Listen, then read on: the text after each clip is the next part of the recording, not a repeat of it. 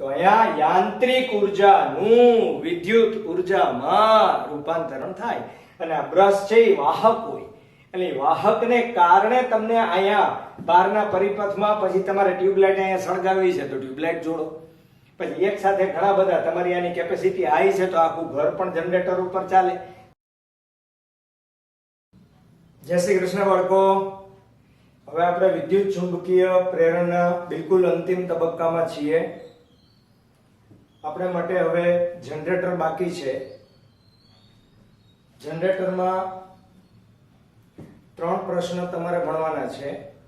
એક તો જનરેટરની પહેલા સિદ્ધાંત અને માત્ર રચના, એના પછી એનું કાર્ય દર્શાવતા 2 સૂત્રો અને ત્યારબાદ આલેખ વડે તેની જુદી જુદી સ્થિતિ માં તેના મૂલ્યો. તો આવા 3 પ્રશ્ન છે. એ માંથી 2 પ્રશ્ન છે હું અત્યારે બોર્ડ ઉપર સમજાવી દઉં છું. બંને પ્રશ્ન લખી શકાય એટલી જગ્યા નથી, પણ એક પછી એક પ્રશ્ન તમને હું સરળ લેંગ્વેજમાં લખી દઈશ. પણ પહેલા આખું જનરેટર છે એને સમજાવવાનો પ્રયત્ન કરું છું, તો બરાબર ધ્યાનથી સમજી લ્યો. મૂળ પાયાની વાત કે જનરેટ કરવું એટલે શું, તો કે ટુ જનરેટ એટલે ઉત્પાદન કરવું. તો આ જનરેટર શબ્દ વ્યાપક શબ્દ છે, પણ એસી જનરેટર એનો મતલબ કે આપણે એસી વોલ્ટેજ ઉત્પન્ન કરવા છે. ઘણી બધી જગ્યા ઉપર જૂના જમાનાથી એટલે કે લગભગ 40-50 વર્ષ તો મિનિમમ થયા હશે ત્યારથી આપણે જનરેટરનો ઉપયોગ કરીએ છીએ. આ જનરેટર સામાન્ય રીતે કાપડની દુકાનોમાં, મોલમાં અને બધી જગ્યા ઉપર જોવા મળે, ખાસ તો હોસ્પિટલમાં. કારણ કે ગમે ત્યારે લાઈટ જાય તો ઓપરેશનમાં, ચાલુ ઓપરેશનને કોઈ પ્રોબ્લેમ ન થાય એટલે ઓટો જનરેટરની વ્યવસ્થા હોય કે આ બાજુ લાઈટ જાય એટલે તુરંત જ જનરેટર ચાલુ થઈ જાય. આવું જનરેટર છે એ સામાન્ય રીતે પેટ્રોલ ઉપર ચાલતું હોય છે. આ જનરેટરના સિદ્ધાંતમાં વિદ્યુત ચુંબકીય પ્રેરણ સિવાય કશું જ નથી. બિલકુલ સિમ્પલ છે. એની યાંત્રિક રચના છે એનું ઇમ્પોર્ટન્ટ છે. આ સિવાય સિદ્ધાંત તો એકનો એક જ છે. હવે જુઓ, 2 ગજિયા ચુંબક રાખવામાં આવેલા છે. આ 2 ગજિયા ચુંબક N અને S ને કારણે તમારું ચુંબકીય ક્ષેત્ર N થી S તરફનું હોય, રાઈટ? હવે આ જે ગૂંચળું દેખાય છે, આ ગૂંચળાની એવી વ્યવસ્થા હોય કે જેથી કરીને તેના મધ્ય બિંદુમાંથી પસાર થતી રેખા કે જેને પરિભ્રમણ અક્ષ કહેવાય, એ ગૂંચળાની આ પરિભ્રમણ અક્ષને અનુલક્ષીને અહીંયા 2 સ્લીપ રિંગ રાખેલી છે. સ્લીપનો મતલબ ગોળ ફરવું. હવે આ જે ગોળ ફરશે એને લીધે શું બનશે, તો કે આ એક છેડો છે, આ પહેલો છેડો એ છેલ્લી સ્લીપ રિંગ સાથે છે. આવું કઈ લખવાનું નથી, આ તો વધારે સમજાવું છું. અને બીજો છેડો છે એ આગળની સ્લીપ રિંગ સાથે છે. એટલે આ છેડો ફરશે એટલે ઓટોમેટિક આ છેડો પણ ફરવાનો છે. આની સાથે સ્લીપ રિંગ હોય, આ ગોળ ફરશે તો આ 2 કનેક્શનમાં છે એટલે આ પણ ફરશે.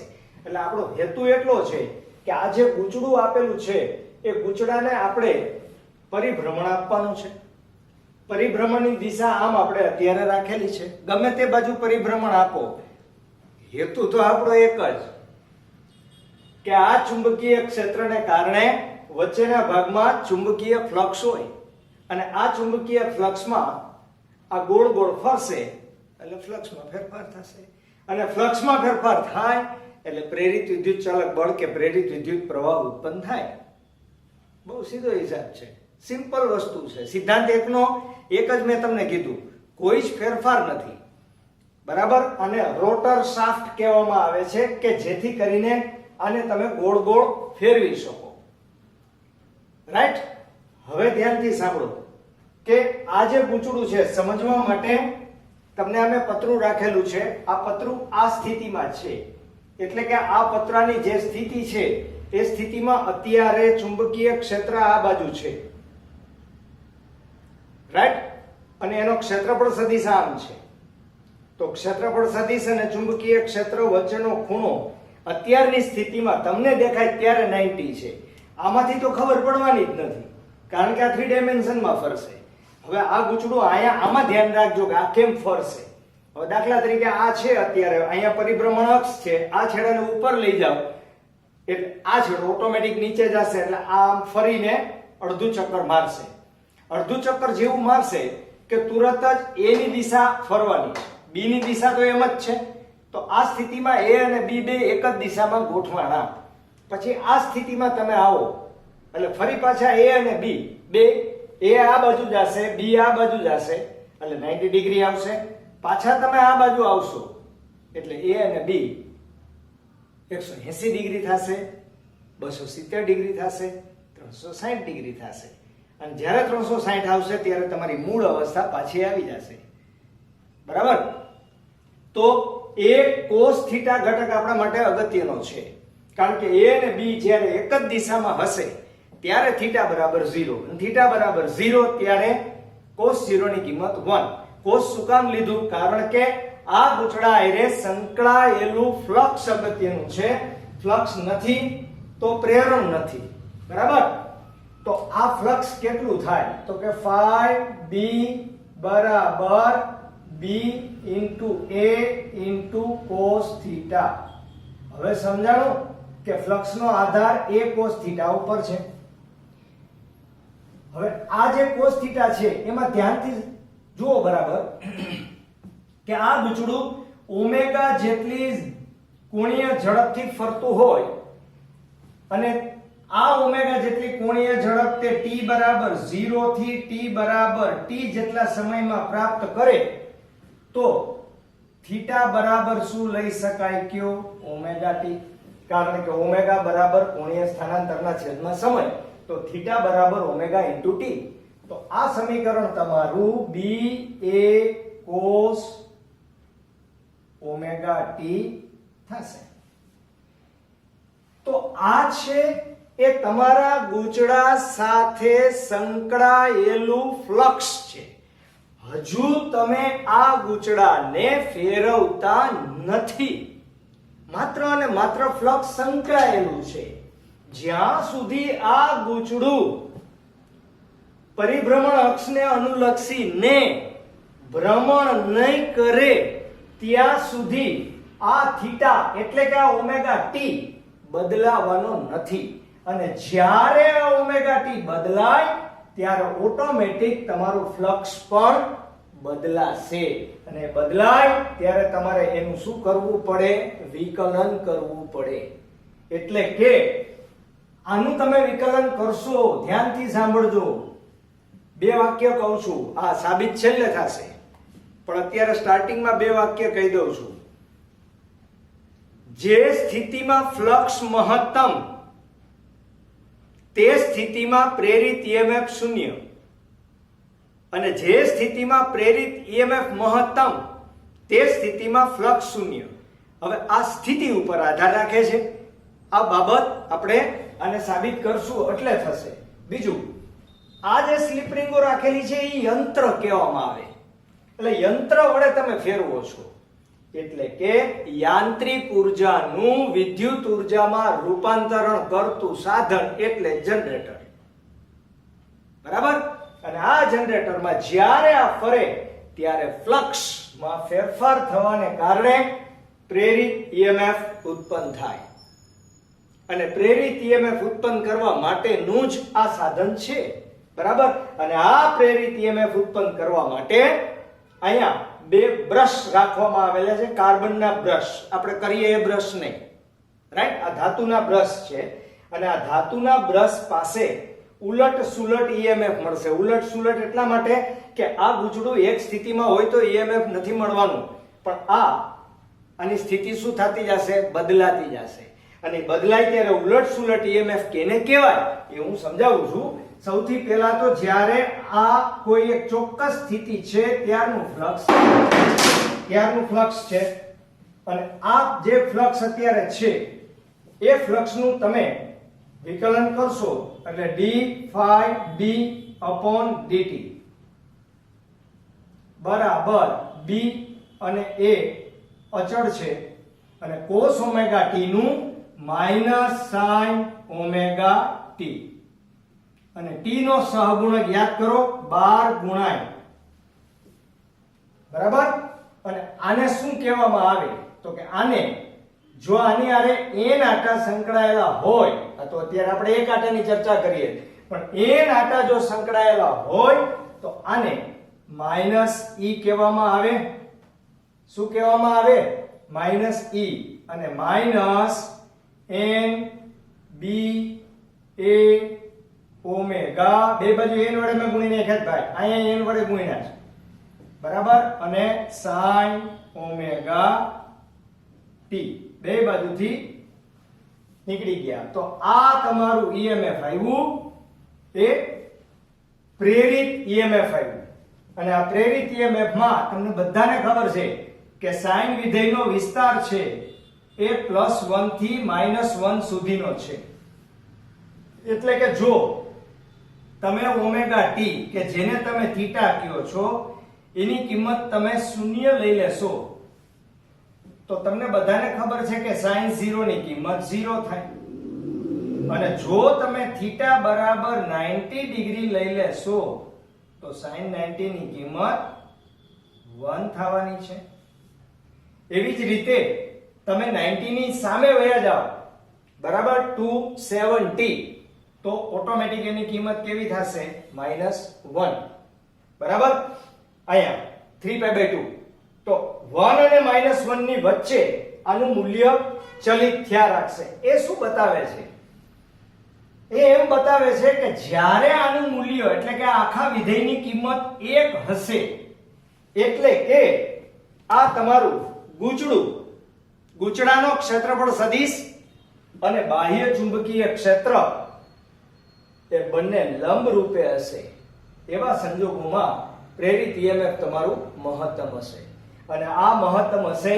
ત્યારે એ મહત્તમ વિદ્યુત ચાલક બળને EMF ને n a b ઓમેગા કહેવાય કે ના કહેવાય કારણ કે આની કિંમત 1 થઈ જાય તો જ આ મહત્તમ થાય આની કિંમત 1 થાય તો જ આ મહત્તમ થાય તો આ મહત્તમ થઈ જાય તો આપણે આપણું સૂત્ર આવું લખી શકીએ E E0 sin omega t તો હવે આ સૂત્ર સાબિત થઈ ગયા બાદ હવે ત્રીજો તબક્કો છે કે જેમાં તમારે અલગ અલગ આકૃતિઓ દોરીને દર્શાવવી પડશે જેની જગ્યા નથી એટલે હું આ પ્રશ્ન પૂરો કરીને આકૃતિ તમને દોરીને બતાવીશ પણ અત્યારે તમને આકૃતિ સમજાવી દઉં છું સૌથી પહેલા ઓકે સિમ્પલ વસ્તુ છે એકદમ સિમ્પલ બરાબર જો એક આલેખ તો છે જ નહીં એમાં એક જ આલેખ આપણે દોરવાનો છે પણ હું તમને બે આલેખ સમજાવું છું કારણ કે ક્યારેક MCQ માં પણ કામ લાગે તો તમે ફ્લક્સ નું સૂત્ર લ્યો તો એમાં કયું વિધેય કામ કરે છે એ તો કયો મને cos ઓમેગા t અને પ્રેરિત વિદ્યુતચાલક બળ તમે લ્યો તો એમાં કયું વિધેય કામ કરે છે sin વિધેય અને તમને ખબર છે કે cos અને sin વિધેયના કોઈ પણ વેલ્યુ તમે એક સરખી અંદર મૂકો એટલે બે ઉલટા હાલે તો મેં તમને આવતા હોય તો વાક્ય કીધું હતું કે ફ્લક્સ જ્યારે મહત્તમ થાય ત્યારે પ્રેરિત EMF 0 થાય ફ્લક્સ જ્યારે 0 થાય ત્યારે પ્રેરિત EMF મહત્તમ થાય મતલબ કે તમે જ્યારે θ બરાબર 0 મૂકશો ત્યારે ફ્લક્સ મહત્તમ હશે એટલે ધારો કે આ ફ્લક્સ અહીંયા હોય અને અહીંયા તમારો સમય હોય તો સમયને આધીન તમારો આલેખ અહીંથી શરૂ થશે કારણ કે આ તમારો ટાઈમ છે ઈ પહેલા t બરાબર કયો ટાઈમ છે કયો 0 તો t બરાબર 0 સમયે ફ્લક્સ મહત્તમ છે પણ એ જ t બરાબર 0 તમે અહીંયા મૂકશો તો sin 0 ની કિંમત તો 0 છે મતલબ કે તમારો આલેખ અહીંથી શરૂ થશે એટલે કે આને તમે 0 ટાઈમ કહેતા હો તો આને તમારે ટાઈમ કેવો પડશે t/4 આ તમારો ટાઈમ છે t/2 આ 3t/4 બરાબર અને અહીંયા તમારા માટે આ t/4 t/2 બરાબર, અડધો ટાઈમ આવશે, અડધો પોણો, અહીંયા ટી આવશે. તો 0 થી t ની વચ્ચે, 0 થી t એટલે એક આખો ટાઈમ તમારો, એક આખું ચક્ર પૂરું થયું. અને આ ચક્ર દરમિયાન તમારું ઉપરનું મૂલ્ય ધન ગણવામાં આવે છે, નીચેનું મૂલ્ય ઋણ ગણવામાં આવે છે. મેં પહેલા જ કીધું કે +1 અને -1 ની વચ્ચે પરિભ્રમણ થાય અને એટલા માટે જ અને અલ્ટરનેટિવ કરંટ કહેવામાં આવે છે, એટલે કે એસી પ્રવાહ કહેવામાં આવે છે. આપણા ઘરમાં જે વપરાશમાં લેવાય એ એસી પ્રવાહ છે ભાઈ. બરાબર, એસી પ્રવાહ એટલે ઉલટ સુલટ, એટલે વધતો પણ જાય અને ઘટતો પણ જાય, એટલે જ એના વક્રો સાઇન કે કોસાઇન પ્રકારના વક્ર કહેવાય. અને અહીંયા લખેલું છે ખાલી ઈએમએફ ને પણ કેવું, ઉલટ સુલટ ઈએમએફ. ઉલટ સુલટનો મતલબ પ્લસ એ ખરું ને માઇનસ એ ખરું, કારણ કે બેયમાં વિધેય છે, ખાસ કરીને ઈએમએફ માં વિધેય છે એ કયું કામ કરે છે, sin ઓમેગા ટી. ઓકે, તો અહીંયા યાંત્રિક ઉર્જાનું વિદ્યુત ઉર્જામાં રૂપાંતરણ થાય. અને આ બ્રશ છે એ વાહક હોય, એટલે વાહકને કારણે તમને અહીંયા બહારના પરિપથમાં પછી તમારે ટ્યુબલાઇટ અહીંયા સળગાવવી છે તો ટ્યુબલાઇટ જોડો. પછી એક સાથે ઘણા બધા, તમારી આની કેપેસિટી હાઈ છે તો આખું ઘર પણ જનરેટર ઉપર ચાલે, તો આ બે છેડા છે એની વચ્ચે તમે બધું જોડી દો. બરાબર, એટલે વ્યવસ્થિત બધું આવશે. ઓકે, તો આ જનરેટર છે અને જનરેટરની સૌથી પહેલા આપણે માત્ર રચના અને સિદ્ધાંત લખવાનો છે, એના પછી આપણે આ સૂત્ર વાળો પ્રશ્ન લખવાનો છે અને એના પછી આપણે આ આલેખ છે એ દોરવાનો છે. ઓકે બાળકો, રેડી? તો હું લખી દઉં છું વ્યવસ્થિત. એક ક્ષેત્રફળ ધરાવતું ગુચડું સમાન ચુંબકીય ક્ષેત્ર B માં ભ્રમણ કરે ત્યારે બંધ ગાળાનું અસરકારક ક્ષેત્રફળ a cos θ છે, જ્યાં થીટા એ a અને b વચ્ચેનો ખૂણો છે. a અને b વચ્ચેનો ખૂણો, બરાબર, જેમાં સતત ફેરફાર કરવાથી ગુચડા સાથે સંકળાયેલ ફ્લક્સમાં ફેરફાર થવાથી EMF પ્રેરિત થાય. એટલે થીટા બદલતો જાય તેમ ફ્લક્સ બદલે EMF પ્રેરિત થાય. જે એસી જનરેટરનો સિદ્ધાંત છે, એટલે કે અહીં યાંત્રિક ઉર્જાનું વિદ્યુત ઉર્જામાં શું થાય છે, રૂપાંતરણ. આને યંત્ર કહેવાય. યંત્ર ફરતું જાય એટલે યાંત્રિક ઉર્જા નાશ પામે, એને હિસાબે આ બે બ્રશની વચ્ચેના ભાગમાં ઉલટ સુલટ દિશામાં અલ્ટરનેટ કરંટ ઉત્પન્ન થાય, EMF ઉત્પન્ન થાય. આકૃતિમાં દર્શાવ્યા મુજબ એક ગુચડાને રોટર શાફ્ટ પર જડેલું છે, ફરી શકે તેવી રચના. મોટર હોય, મોટરથી એને ગોળ ગોળ ફેરવવાનું. તેની પરિભ્રમણ અક્ષ ચુંબકીય ક્ષેત્ર B ને કેવી છે, લંબ.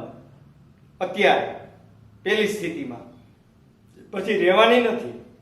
આ ગુચડાને યાંત્રિક રીતે, હા પરિભ્રમણ અક્ષ છે એ તો સોરી ચુંબકીય ક્ષેત્રને લંબ જ હશે. આ પરિભ્રમણ અક્ષ છે અને આ ચુંબકીય ક્ષેત્ર છે, એ પરમેનન્ટ લંબ જ રહેશે. આ ગુચડાને યાંત્રિક રીતે કોઈ બાહ્ય માધ્યમ વડે સમાન ચુંબકીય ક્ષેત્રમાં ભ્રમણ કરાવવામાં આવે છે. બાહ્ય ચુંબકીય ક્ષેત્ર, બાહ્ય માધ્યમ એટલે આવી કોઈ મોટર છે, સ્લિપ રિંગ છે, ગુચડું ગોળ ગોળ ફરી શકે તેવી કોઈ પણ રચના. આ માટે ગુચડાના છેડાને સ્લિપ રિંગ અને ધાતુના બ્રશ સાથે જોડવામાં આવે છે. જ્યાં સુધી ગુચડું ભ્રમણ કરશે ત્યાં સુધી ગુચડા સાથે સંકળાયેલ ફ્લક્સમાં ફેરફાર થાય, અને ફેરફાર થાય તો પ્રેરિત EMF ઉત્પન્ન થતું રહેશે. પણ જો તમે આને વર્તુળાકાર માર્ગે ભ્રમણ અક્ષની આસપાસ ફેરવતા અટકી જાઓ તો ફ્લક્સનો ફેરફાર અટકે. ફ્લક્સનો ફેરફાર અટકે તો EMF પ્રેરિત થતું હોય તે પણ અટકે. રાઈટ? હવે આપણે સૂત્ર સાબિત કરવાનું છે કે જેને કાર્ય કહેવામાં આવે. બરાબર, એ આમાં સમય એમ નથી. બરાબર, અને બહુ તમને જોવામાં મુશ્કેલી પડે એટલે આ ભાગ કાઢી અને ત્યાં હું લખીશ. ઓકે, તો સૌથી પહેલા તમે આ લખી લેજો આકૃતિ. બે જગ્યાએ ઉપયોગી છે બાળકો. યસ બાળકો, ધારો કે t બરાબર 0 સમયે થીટા બરાબર 0 છે. થીટા એટલે a અને b વચ્ચેનો ખૂણો, બરાબર? તો a અને b બે એક જ દિશામાં છે. a અને b બે એક જ દિશામાં ક્યારે થાય? આ ગૂંચળાની આ સ્થિતિમાં a આમ છે અને b તો એમ છે જ. તો આ સ્થિતિ પહેલી સ્થિતિ છે, ઓરિજિનલ સ્થિતિ, બરાબર? તો આ સ્થિતિમાં સૌથી પહેલા થીટા બરાબર 0 છે. હવે t બરાબર t સમયે ગૂંચળું ઓમેગા જેટલી કોણીય ઝડપથી ભ્રમણ કરે ત્યારે a અને b વચ્ચેનો ખૂણો થીટા બરાબર કેટલો બનશે? Omega t.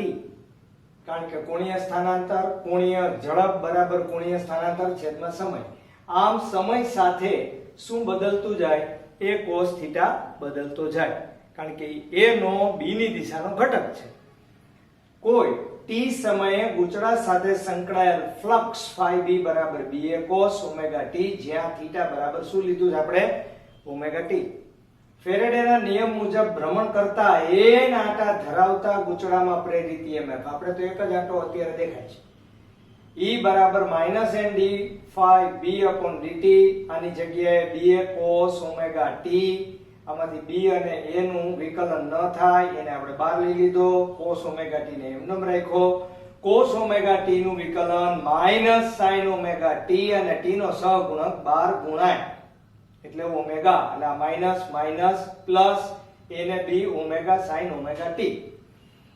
હવે ધ્યાન આપો, હવે મેથેમેટિક્સ શરૂ થાય.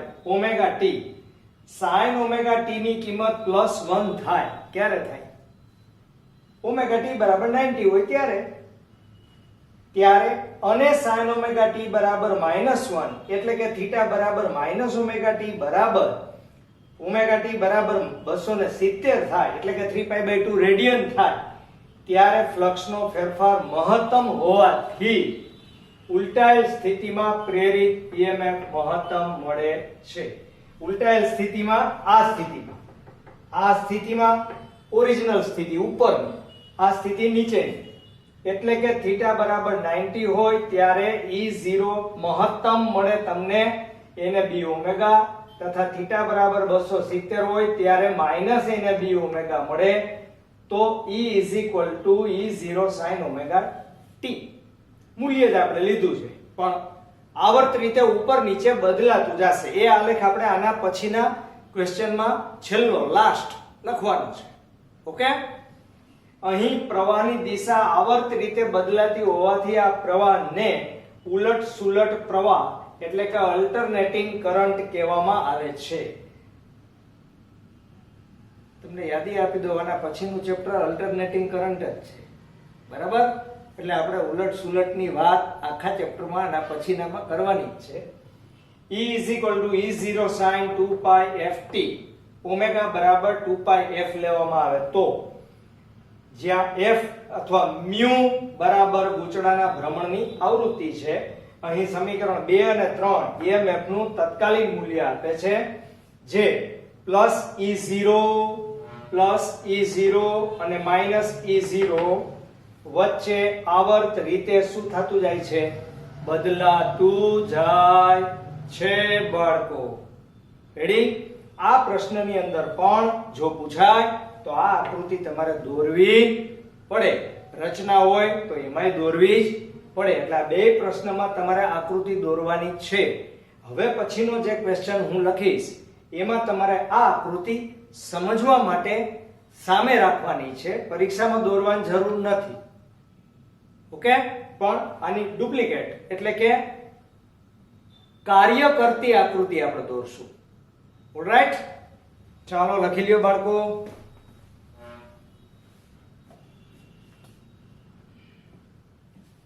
યસ બાળકો, આપણે જે જનરેટર ભણ્યા એ જનરેટર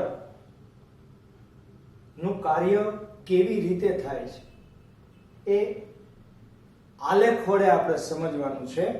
પ્લસ જનરેટરમાં નોર્થ અને સાઉથ પોલની વચ્ચે ગૂંચળાની જુદા જુદા સમયે પરિસ્થિતિ કેવી હોય અને તેને આધારે પ્રેરિત EMF કેવી રીતે બદલાય અને પ્રેરિત EMF ક્યારે મહત્તમ બને, શૂન્ય બને, ઉલટાયેલી દિશામાં મહત્તમ બને, ફરીથી શૂન્ય બને, આવું ક્યારે થાય, બરાબર?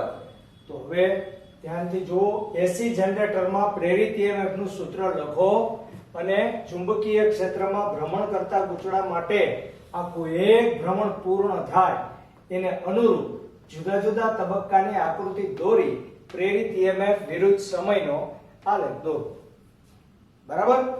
તો અત્યારે આ પેલા N અને S બે ગૂંચળા છે અને એમાં આ ગૂંચળાની ચાર અવસ્થા છે.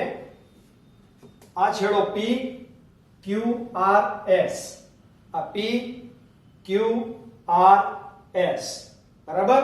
તો P અને S ની વચ્ચે અહીંથી બે છેડા બહાર નીકળે છે, બરાબર? તો અત્યારની સ્થિતિ કેવી છે આ જરાક ધ્યાનમાં રાખજો, કારણ કે હું આમ કરીશ એટલે P નહીં દેખાય, પણ P આ છે, S આ છે, R છે ને આ Q છે. Q અંદર છે, R અંદર છે. હવે આ ગૂંચળાની સ્થિતિ આ છે, અત્યારે આ સ્થિતિમાં ગૂંચળું છે, રાઈટ? તો આ સ્થિતિમાં જો ગૂંચળું હોય તો એનો ક્ષેત્રફળ સદિશ આમ થાય અને ચુંબકીય પ્રેરણ તો એ બાજુ છે જ, મેં લખ્યું જ છે કે દરેક તબક્કામાં ચુંબકીય ક્ષેત્ર N થી S તરફ જ છે. આમ ગૂંચળું બદલશે, ક્ષેત્ર નહીં બદલે, ક્ષેત્રની દિશા તો એમનેમ જ રહેશે. તો આ પહેલી જે સ્થિતિ આવે એ સ્થિતિમાં A અને B વચ્ચેનો ખૂણો 0, A અને B વચ્ચેનો ખૂણો 0, T બરાબર 0 સમયે પ્રેરિત EMF 0. શું કામ? કારણ કે sin 0 ની કિંમત 0. હવે બીજી સ્થિતિમાં આ ગૂંચળું આ સ્થિતિમાં હતું, R અહીંયા હતો, S અહીંયા હતો, એને આપણે આ ભ્રમણ થઈને આ સ્થિતિમાં આવ્યું. આ સ્થિતિમાં જુઓ, R અને Q અંદર વયા ગયા, P અને S અહીંયા આવી ગયા, રાઈટ? હવે અહીંયા ક્ષેત્રફળ સદિશ ક્યાં છે? ઉપર. ચુંબકીય પ્રેરણ આ દિશામાં, તો બે વચ્ચેનો ખૂણો 90 ડિગ્રી, sin 91, મૂલ્ય મહત્તમ 90 છે. ક્યાં ટાઈમે? T/4 સમયે. T/4 ઘણાને ખબર ન પડે કે T/4 સમય એટલે કયો સમય. એ ખાલી તમારી સમજણ માટે દોરું છું. આ શૂન્ય સમય, આ T/4, આ T/2, આ 3T/4 અને પાછો અહીંયા T ટાઈમ. આ T બરાબર શૂન્ય સમયથી શરૂ થાય, શૂન્ય થી T/4, T/2, 3T/4 અને T બરાબર આખું રાઉન્ડ પૂરું થાય એટલે T બરાબર T. ઓકે? તો આ એકમ વર્તુળ જ થયું ને, બરાબર? તો E0 બરાબર NB ઓમેગા T/4 સમયે, એટલે કે તમારું પ્રેરિત EMF મહત્તમ બન્યું. હવે આ સ્થિતિ હતી, આ સ્થિતિ આમ ભ્રમણ કરતું જાય, જોતા જાજો. પાછી આ સ્થિતિ આવી. હવે આ સ્થિતિ આવે ત્યારે એનો ક્ષેત્રફળ સદિશ મારા તરફ આવશે અને ચુંબકીય પ્રેરણ આ બાજુ, બે વચ્ચેનો ખૂણો 180 ડિગ્રી અને cos 180 ની કિંમત છે, સોરી sin 180 ની કિંમત છે એ શૂન્ય છે. એટલે પ્રેરિત EMF તમારું કેવું થયું? શૂન્ય. ત્યારે તમારું ભ્રમણ કેટલું થયું? અડધું ભ્રમણ પૂરું થયું. આ સ્થિતિ હતી, એમાંથી આ સ્થિતિ આવી, એમાંથી આ સ્થિતિ આવી, બરાબર? હવે 180 શું બનશે? એના પછી આ ગૂંચળું ભ્રમણ ચાલુ જ છે. હો ભાઈ, પાછું ભ્રમણ આ રીતે આવી ગયું એટલે આ આકૃતિ અને આ આકૃતિ બે સેમ થઈ, પણ A B ની જગ્યાએ B A ની જગ્યાએ, એટલે કે આમ હતું એની સામે અહીંયા આમ થઈ ગયું છે, બરાબર? તો A ઉપર B આમ 90 ડિગ્રી મહત્તમ, પણ 270 ડિગ્રી થાય અને sin 270 ની કિંમત -1 થાય. એટલે મહત્તમ મૂલ્ય ફાઇનલ પણ ઉલટાયેલી દિશામાં મહત્તમ એટલે -NAB ઓમેગા. અને ત્યારબાદ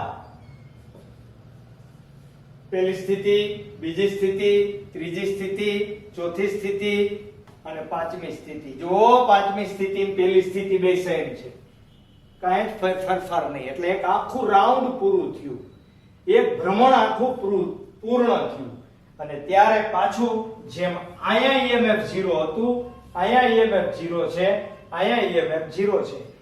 તમે કોઈ એક છેડોને ન ગણતરીમાં લ્યો તો એક પૂર્ણ પરિભ્રમણ દરમિયાન બે વખત EMF મહત્તમ બને છે અને બે વખત EMF શૂન્ય બને છે. પ્રારંભિક અવસ્થાને આપણે ગણતરીમાં ન લઈએ તો એક ભ્રમણ દરમિયાન બે વાર મહત્તમ ને બે વાર શૂન્ય. શું કામે? કારણ કે પહેલી છેલ્લી અવસ્થા સરખી છે ને, એટલે બે ન ગણાય, બેમાંથી એક જ ગણવાની. ઓલરાઈટ, તો તમને એક્ઝામની અંદર માત્ર અને માત્ર આકૃતિ દોરવાની પૂછાય એવી શક્યતાઓ ઓછી હોય, પણ આ તમે શીખેલા છો તો જનરેટરનો કન્સેપ્ટ તમારા મગજની અંદર ક્લીન થાય, ક્લિયર થાય. બરાબર? તો એના ઉપરના દાખલા, MCQ, ખૂણા, સ્થિતિ, 3 ડાયમેન્શન એવા કોઈ પણ હાર્ડ ક્વેશ્ચન આવે તો પણ તમને મૂળ ફંડામેન્ટલ ન ખબર હોય તો તમે મુશ્કેલીમાં મુકાવ બાળકો. ઓલરાઈટ, તો આ આકૃતિ સાથે તમે દોરી લેજો કમ્પ્લીટ. બરાબર? આ EMF વિરુદ્ધ સમયનો આલેખ છે અને આ પહેલો તબક્કો છે, બીજો તબક્કો, ત્રીજો, ચોથો અને પાંચમો. પાંચમો અને પહેલો બે સેમ. ઓલરાઈટ? ઓકે.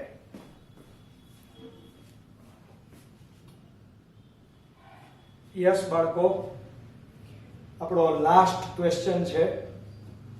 જનરેટરના પ્રકાર જણાવી, તે કેટલો પાવર ઉત્પન્ન કરે છે તે જણાવી AC આવૃત્તિના મૂલ્યો લખો. આમ તો AC આવૃત્તિના મૂલ્યો અલગ અલગ દેશમાં થોડા થોડા ચેન્જીસ હોય, પણ મોટે ભાગે આ આવૃત્તિ 50 અને 60 બે મૂલ્યો સામાન્ય રીતે ઉપયોગમાં લેવામાં આવે છે. બરાબર? હવે જનરેટર્સ ના પ્રકાર એટલે શું વળી? ભાઈ, જનરેટર્સ ના પ્રકારનું કોઈ આમ તમે જોવા જાવ તો કોઈ ઇમ્પોર્ટન્ટ નથી. હેતુ તો એક જ. શું હેતુ? શું ભાઈ? ફ્લક્સમાં ફેરફાર કરવો અને પ્રેરિત EMF ઉત્પન્ન કરવું. હેતુ આ છે.